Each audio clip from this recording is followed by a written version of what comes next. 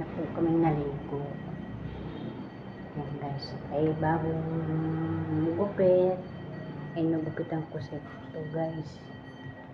Pa-adapt kasi ito. Okay. Sinsan na guys, hindi papalambing lang kasi guys. Tingnan mo yung tsura ko guys.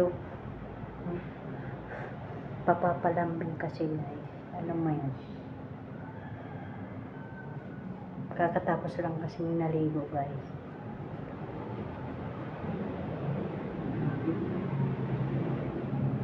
Ito, papa-adapt kasi ito guys. Ayaw kasi ng amo namin. Hate na hate siya sa aso. Pero yung baby pa to, andito. Galing po to sa Laguna. May bahay kasi sila sa Laguna guys. Tapos dating po dito sa Manila. Ayun po guys.